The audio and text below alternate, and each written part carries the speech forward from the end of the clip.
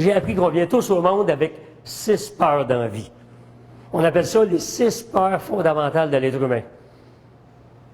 On a peur de savoir c'est quoi, là, hein? On a peur d'être malade. On a peur de vieillir. On a peur de mourir. Quand on a des enfants, on a peur qu'il arrive du mal à nos enfants. On a peur de manquer d'argent. Et on a peur de ne pas être aimé. Et cette peur-là de ne pas être aimé, c'est celle-là que je veux plus parler l'après-midi. C'est-à-dire que c'est la peur qui nous fait dire, par exemple, venez parler en avant, et certaines personnes ne sont pas capables de venir parler en avant. D'autres vont dire, ben là, moi, lever ma main dans les meetings, donner mon opinion. Non, non, non. D'autres, pour les vendeurs, ça va être, non, non, ben moi, aller solliciter une nouvelle porte. Non, non, non. Puis on se dit toujours, j'ai pas le temps, ou ça n'en donne pas. Mais la réalité, c'est que c'est une question de peur. OK? On a peur, pourquoi? Parce qu'on a peur du jugement. On a peur de se faire dire non, on a peur de se faire critiquer. Toute notre vie, on doit conjuguer avec ces peurs-là. Et comme nous sommes des êtres émotifs, ben quand on réalise un bon coup, qu'on a une bonne nouvelle, ben là on dit yes, je suis bon, je l'ai l'affaire, etc. Et là, ce qui nous arrive, une bad luck, ou un insuccès, j'aime pas le mot échec, un insuccès, ben là, oh, on plonge, c'est dans moi, puis je donne pas bon, etc. Donc, je crois qu'il faut se développer des mécanismes. Il n'y a rien de magique, mais des mécanismes pour prendre confiance en soi, puis être meilleur, puis s'en sortir. Puis dans ma conférence, je vais la décliner peut-être sur 3, puis évidemment, vous allez comprendre que je vais la shrinker, là, mais je vais la décliner sur 3 thèmes. Un des thèmes, ça va être avoir confiance en ce qu'on fait. Parlons de l'organisation aujourd'hui. On a dit tantôt, c'est du trouble, c'est l'ouvrage. OK, bon, on est content de le faire. Quand je dis du trouble, c'est pas, on n'aime pas ça, mais c'est quand même beaucoup de travail. On veut que ça soit un succès. Louis-François, Patricia vont ouvrir leur café dans bistrot, puis leur café plutôt dans pas grand temps. On veut que ça soit un succès. Tout le monde veut réussir quelque chose. Mais pour que ça marche, oui, il y a une question de préparation, d'organisation, de structure, de stratégie, de tout ça, mais il y a aussi une question de mental. Le mental. Alors, le désir de réussir dans quelque chose, il est beaucoup plus mental qu'accessoire.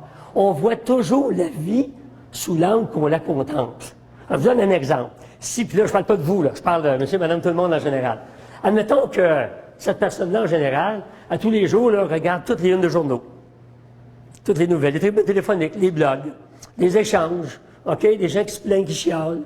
Puis le soir, elle termine ça avec Denis Lévesque, tiens, OK?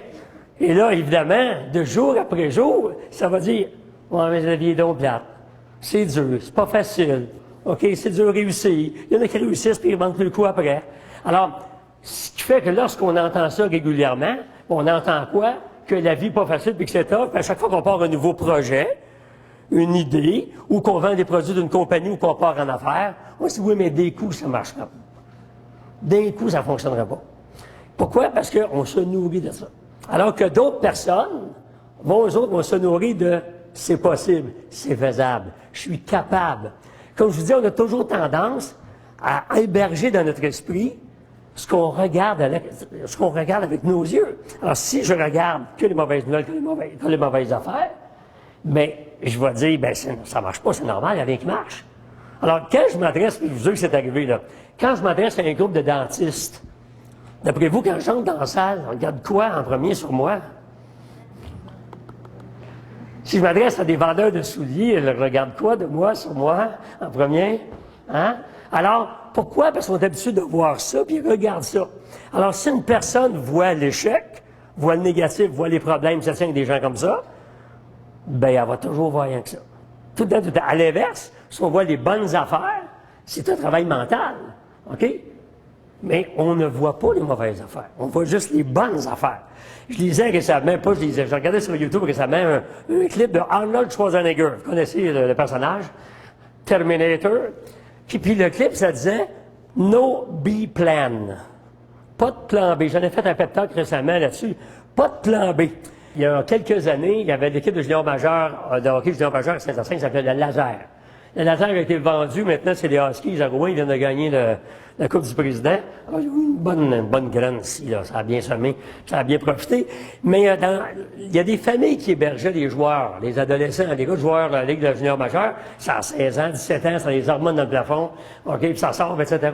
Puis le travail de ces familles-là, c'est de leur dire, étudie, prépare-toi un plan B, prépare-toi ta vie en dehors, OK, du hockey, ben c'est pas sûr que tu vas faire la Ligue nationale, mais tout le monde y rêve.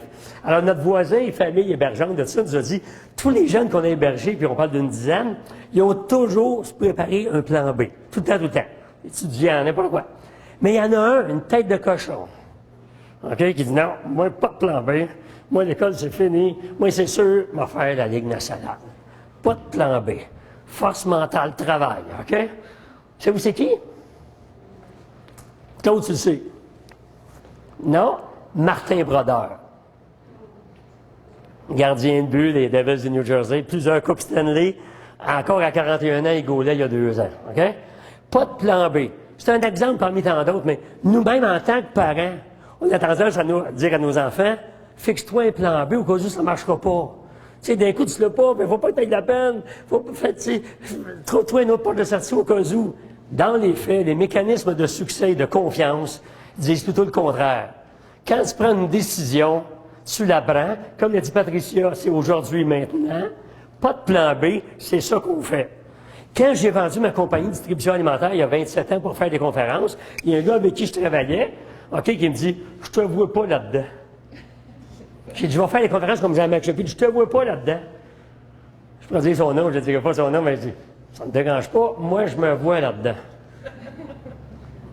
Alors, quand je m'adresse aux gens en conférence, je dis « Toi, tu te vois où? » Parce que tu as toujours raison.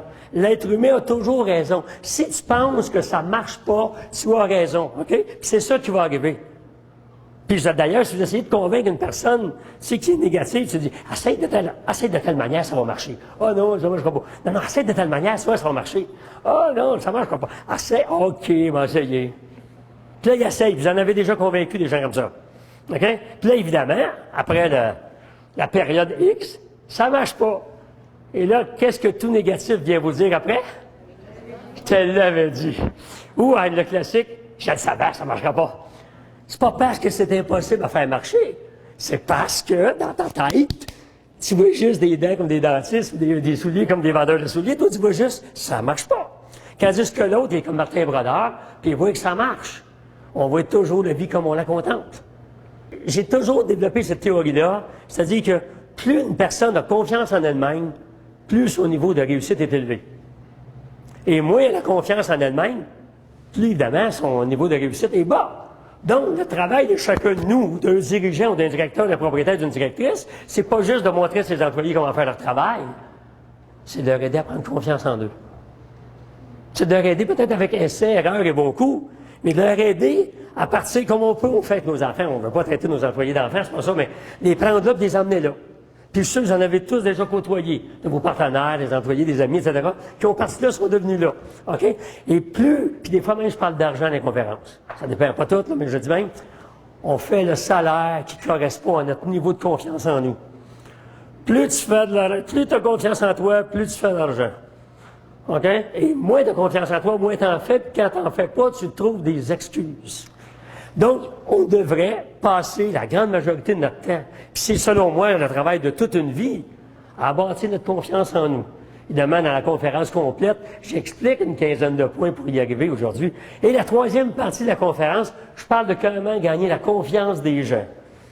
Parce que qu'on fasse de la vente, ou peu importe ce qu'on fait, il est impossible de réussir seul. On a besoin de partenaires, d'associés, de clients, d'employés ou d'employeurs. Il est impossible de réussir seul. Et nous autres, au Québec, on ne nous apprend pas à l'école comment gagner la confiance des gens. Nos 3 enfants, Myriam, Marilyn, Ariane et Jean-Michel, qui ne sont pas là les 2 autres, au cégep, on lui a appris comment se faire un CV pour se trouver un job. Mais on ne leur a jamais appris comment passer l'entrevue devant l'employeur. Moi, je les ai montrés, par exemple.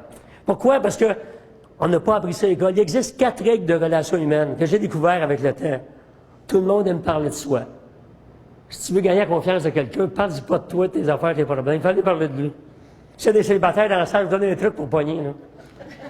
Va où il y a du monde qui s'intéresse, femme t'attrape, fais parler la fille d'elle, ou bien ça, le gars de lui. Puis à la fin de la soirée, elle va se dire que tu as tellement de belle personnalité, c'est incroyable. Okay? C'est sûr que tu n'as pas dit un mot. Deuxième règle, tout le monde aime entendre son nom. Quand on nomme le nom de quelqu'un, qu'on le répète, pas 10 fois dans la même phrase, on valorise la personne, on se rapproche émotionnellement de la personne. Troisième règle, tout le monde aime avoir raison. Ne contredis pas une personne, n'obstine-la pas. Dis, je comprends ton point de vue, ça vient du bon sens, voici le mien. C'est intéressant ce que tu dis là, mais moi je crois à telle affaire. Quand tu confrontes, tu dis, je suis pas d'accord avec toi, puis ça n'a pas de bon sens ton affaire, l'ego de l'autre se ferme.